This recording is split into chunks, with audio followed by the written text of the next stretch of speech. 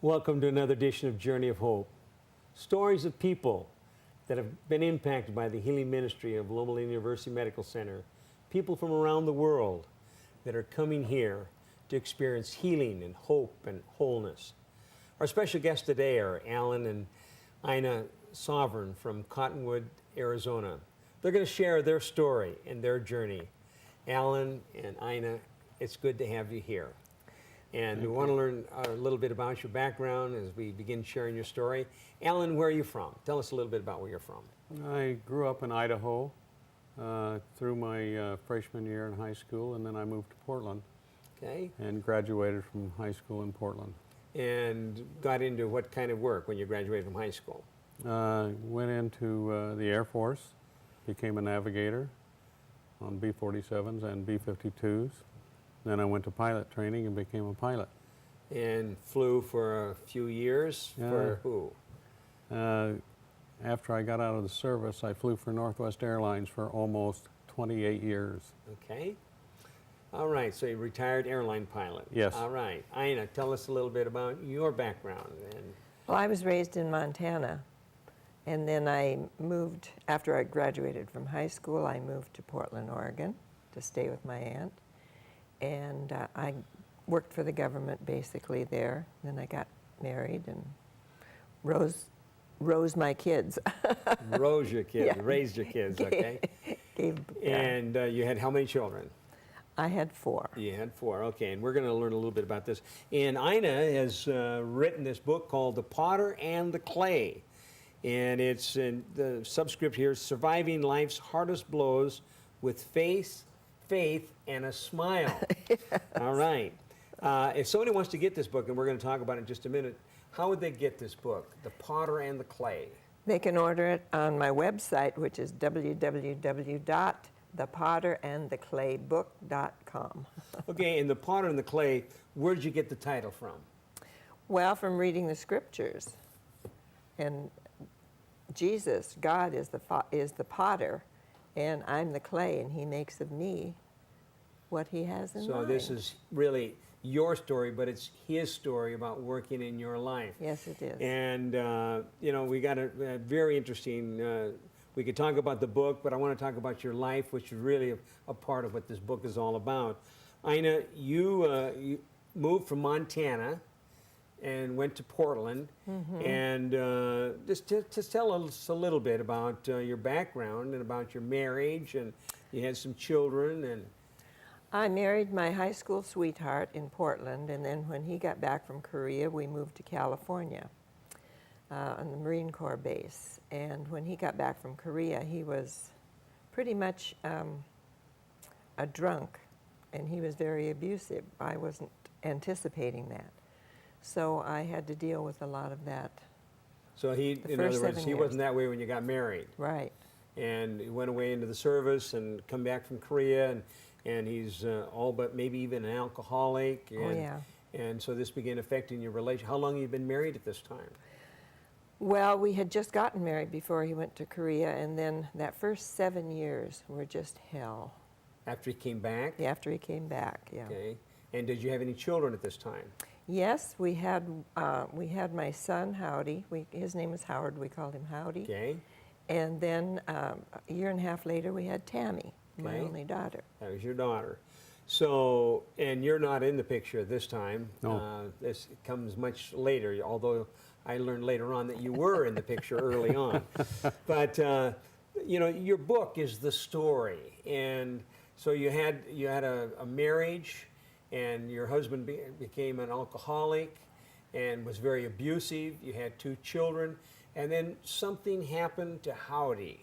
Yes. Tell us that, because that was another turning point in your life. It was very much a turning point, because I called myself a Christian before then, but I didn't really have a personal relationship with Jesus. Kind of raised in the church and went to the church and kind of went through the motions. Yep. But no personal relationship. No personal relationship. I even had a grandfather that was a pastor. And then my first son was killed when he was 6 years old. He was hit by a car. That's Howdy. Crossing the street. That's Howdy, yes. So, I mean, tell us what happened. Well, he was hit by a car, and they almost hit my daughter, too. They were running across the street at this time. They went There were a lot of wildflowers in this yard that was just down the block from us. They asked me if they could go pick me some flowers. Well, it was safe. There was no thoroughfares there, but this little boy that went with them knew about this farm across the street Where there were some flowers. where there were some animals, Oh, okay. and they could pet the animals. The farmer would let them. So they ran across the street, and when they were coming back, a car hit them. It was now heavy traffic time. And a car hit him, and Howdy was just not big enough to handle that. And he went to our local hospital in Antelope Valley, and then went down to Encino, where there was a more sophisticated hospital, and everybody just kept saying, looks bad, looks bad, looks bad, and brain's really bruised. And so we sat in the hospital and watched that little boy just die. And that was hard. And I was so mad at God. I was so mad at God, because how could he do that to me? I was a good mother. I was a good person. How could he do that to me? But he didn't. I realized later, that.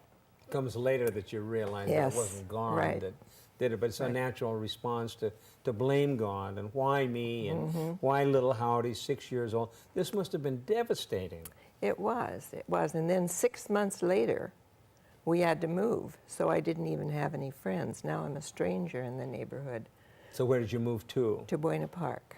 Which is in Orange County. in Orange Yeah. County, okay. Mm-hmm. So you moved away 6 months afterwards, and your family, your support, your friends. They were all behind They were me all in behind you. Palmdale, yes. So now, how did this affect your marriage? Well, my husband decided he would stop drinking, and then he would start again. But so he had stopped drinking because we'd had some fights about this, and I was just getting tired of it. And so he stopped drinking. And then when we got back from the funeral, we had Howdy buried back home in Montana. And we got back, and he decided that he was going to get through this grief by drinking again. That's the And way he's going to solve his problems, yes. kind of escape. I said, no more. I want a divorce. I don't want any more of this. I'd rather raise my daughter by myself than deal with all this drunkenness. And the Lord reached down from heaven and moved us. He quit drinking again, and he told me he was going to AA, but he quit drinking. So he promised to straighten up. Yep. And then I'm waiting for the other shoe to drop now, for him to start drinking again, but he didn't. And then we heard he got his job, he was transferred down to Buena Park. And I had to go because I had to keep my end of the bargain. I'd stay if you quit drinking. Well, he hadn't quit drinking. I mean, he hadn't started drinking again. So we went down to Buena Park. And we went down that weekend. He came in the door and he said, we have to move down to Buena Park. We have to go find a house, and then we're going to transfer down there. We have to move right away. So we found a house that first day. These people, this is a God thing, because these people not only agreed to sell us the house, and we met their price and everything, and then they were going to rent it to us until all the paperwork went through, and so we could move in. Had a place the to very quickly next move into without any problems. Yes. So And then everything came together. It did. And then we're sitting in there with all the boxes around us, putting things away as we're moving in our first day in the house, and a pastor comes knocking on the door. And I still don't know how he found me, because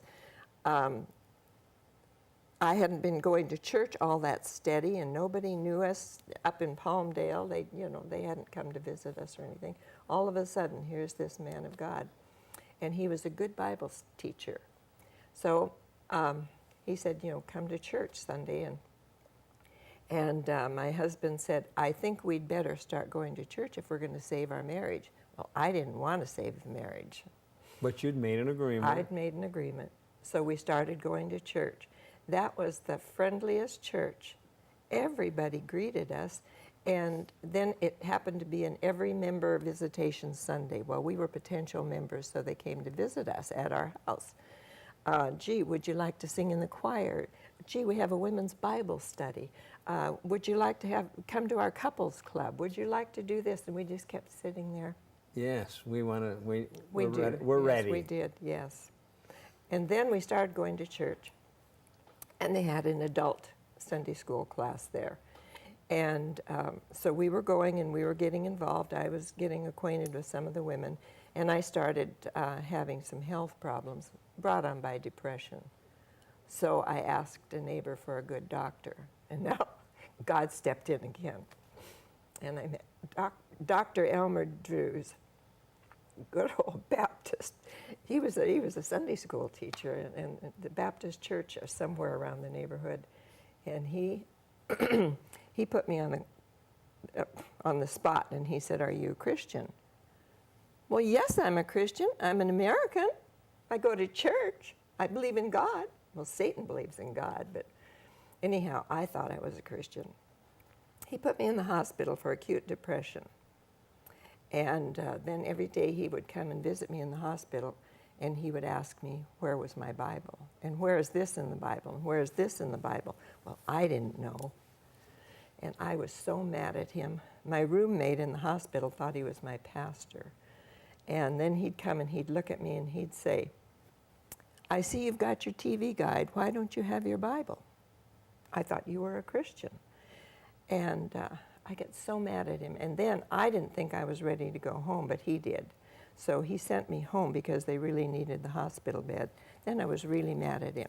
So I got out my Bible. And started reading. I was going to show him. But another God thing.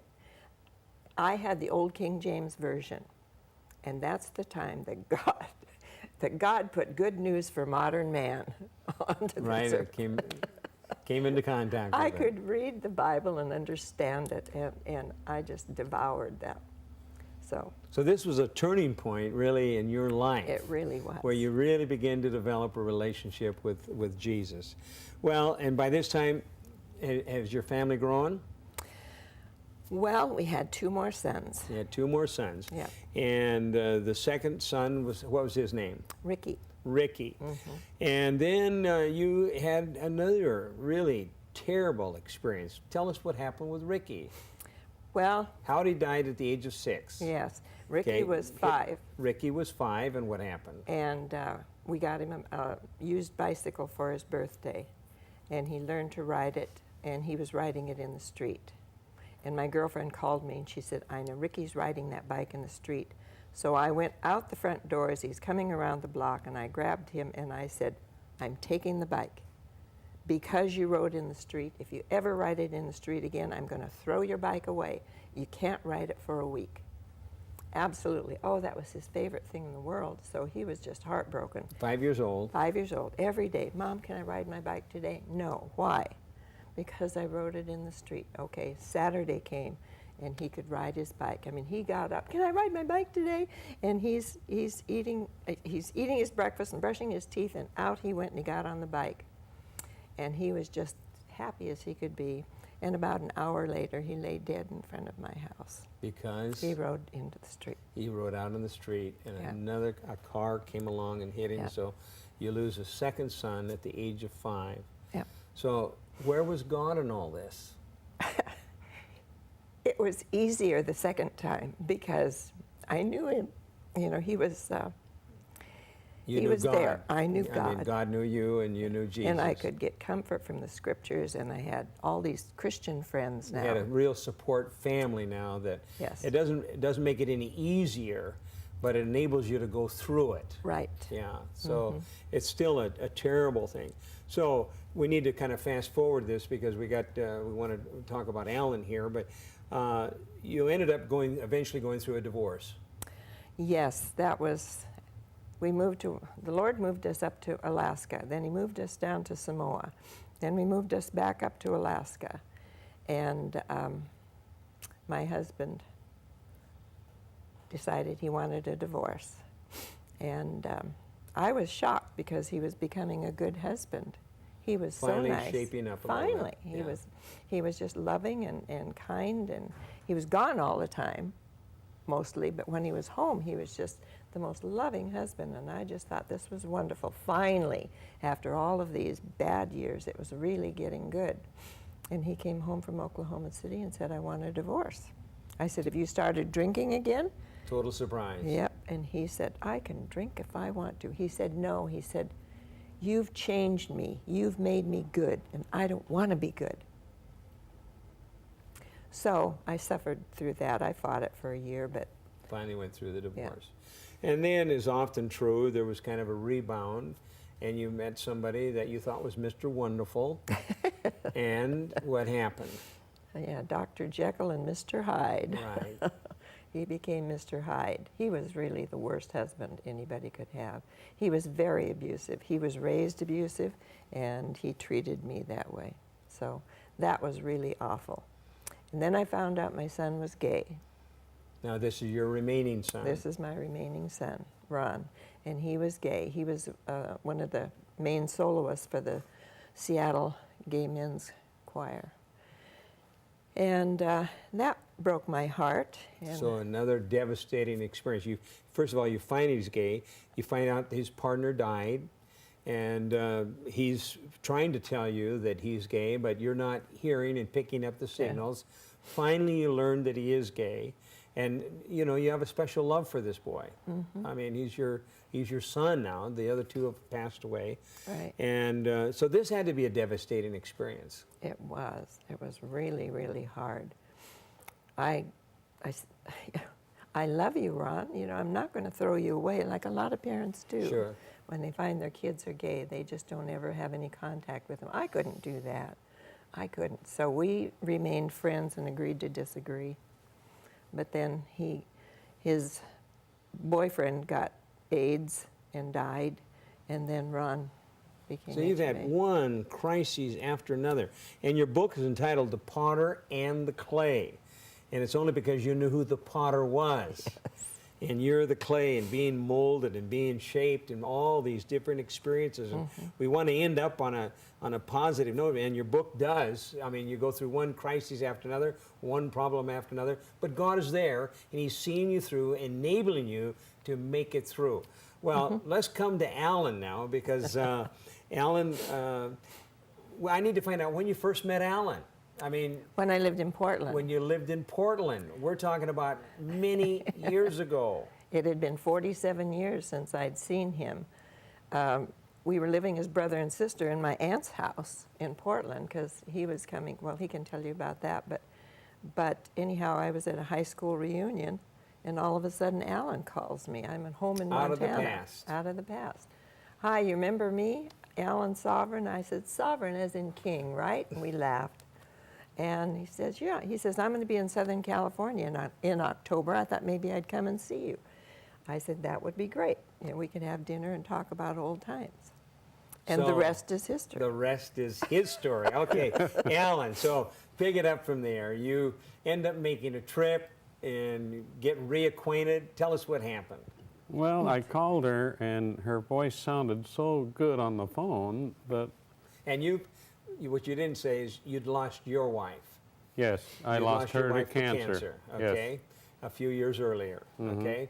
So somebody suggests you make contact with Ina. And, That was you know, her aunt and it's again, her whom I aunt lived trying with. to help out.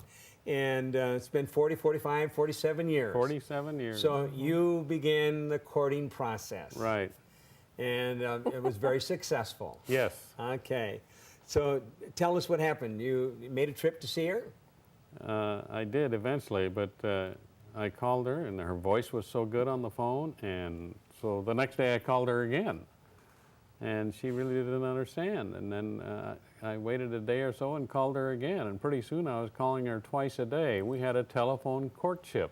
Okay. We solved all the problems On the phone. on the phone, and then I had the opportunity to jump on an airplane and fly out to Southern California, and we saw her, and I got there on a Friday.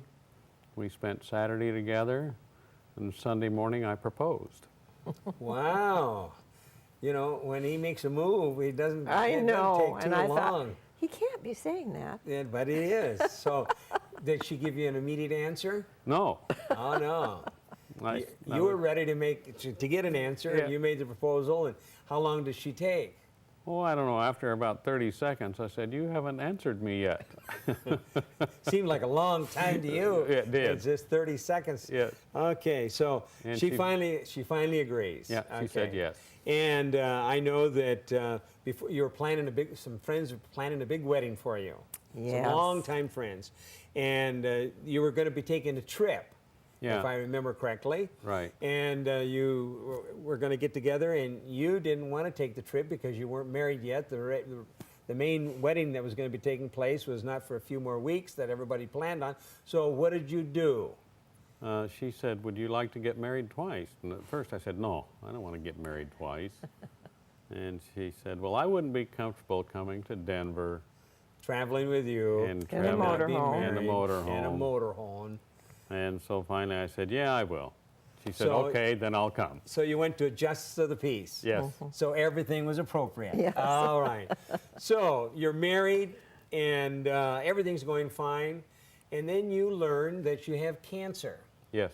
And that brings us down to Loma Linda. How did you learn about Loma Linda? And how was it when you found out you had cancer? You only been married for a little while, you get cancer?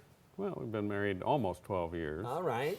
But my doctor took a PSA, it's 4.1. He wasn't worried about that, but he says it doesn't feel right with the The digital. digital. Okay. He said, "I suggest you go see your urologist."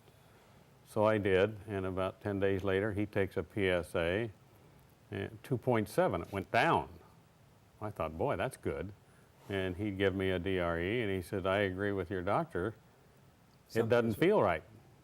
So we better So dig we're, some. we're going to do a biopsy. So we do a biopsy. I learned about Loma Linda from her. She had heard from some of her friends that it was a good place. But anyhow, he did the biopsy, and it comes back benign on one side and suspicious cells on the other, and I don't know what suspicious cells are. He said, "We'll do another biopsy in 90 days. And in the meantime, I got Bob Marchini's book, and I talked to Loma Linda and got all of So you knew what you were going to do. I knew what I was going to do. So when the results came in from the first one, I said, "I'm not even worried." I said, "I know where I'm going." And he said, "Where?"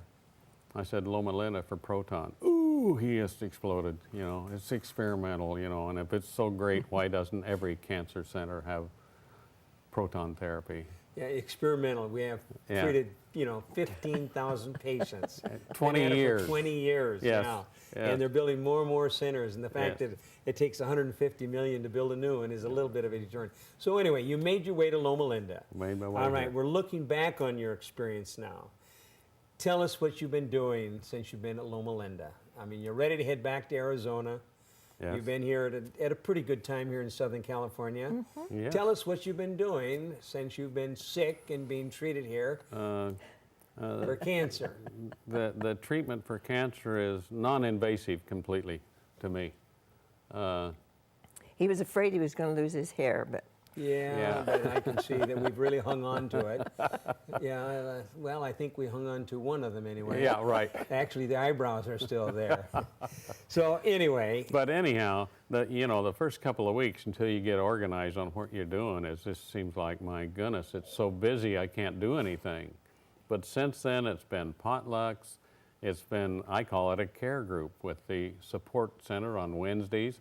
Thursdays, we go to a restaurant, and almost all of them have been beautiful. you go to the restaurant tour on Thursday night, you go to the Wednesday night educational support group, on Tuesday night you're going to the Tuesday night potluck, and then you're getting down to the Drayson Center. So there's a lot of things that have been going on. Ina, what have you been doing there during this period of time? oh, the same thing. Eating too much. It's amazing, the brotherhood. I don't care whether they have proton therapy in other places or not. It's not Loma Linda, because here there's a brotherhood. We were going out to dinner with some new friends one evening, and there was a bunch of guys from the brotherhood that were celebrating the fact that they had finished. They finished up graduated. their treatment. And and that's the way it is. This is the brotherhood. You go to Costco and there's some more of the brotherhood, and it's been just a rich, rewarding experience. Well, Loma Linda has an undergirding philosophy to make man whole, mentally, physically, spiritually, and emotionally. And we have a whole package, and you've experienced that. I mean, Yes. the patients are a part of that. I mean, they're experiencing it, and they themselves are Yes. part of the healing process. I have to say, you know, the treatments take place in the gantry of the fixed beam line. Healing is a process, much more than just showing up for your treatment. Well, now that you've had cancer, I often say, what difference does it make to you and your family? Well, it has made a difference. But more importantly, the question I ask when patients are leaving, you know, now that you've had cancer, what difference are you going to make? So let me ask you a question. What difference is having cancer making to you, Alan? And we just got a Well, few minutes. I'm going to survive it. I mean, You're gonna my survive. cancer's going to be gone. Right. And I will bring anybody that has prostate cancer, at least, to Loma Linda. I'll make sure that they get here because it's a neat experience. It really is. Well, we are so glad that you've been able to be here. And I'm glad that you've shared your experience here. And I know that some people are going to want to be able to pick up a copy of The Potter and the Clay, an unbelievable story of the journey. And the journey continues on. New chapters are being written. As you leave here, your experience here at Loma Linda is going to be an added chapter to your life experience. And I know when you leave here, God's going to bring you into contact with all kinds of people that you're going to be able to help. And again, you know, for our listening audience, Alan and Ina, their story here, the incredible story that Ina shared here, is an unbelievable story, but she's giving God the credit for being the potter and she's the clay. And each one of us are in that position where God wants to mold us and shape us into His divine loveliness. And they're good examples, they're wonderful examples of the impact that can be made upon one's life when they turn their life over to Jesus. Again, for those looking on, I'm Lynn Martell with Journey of Hope. Till next week, God bless you each one.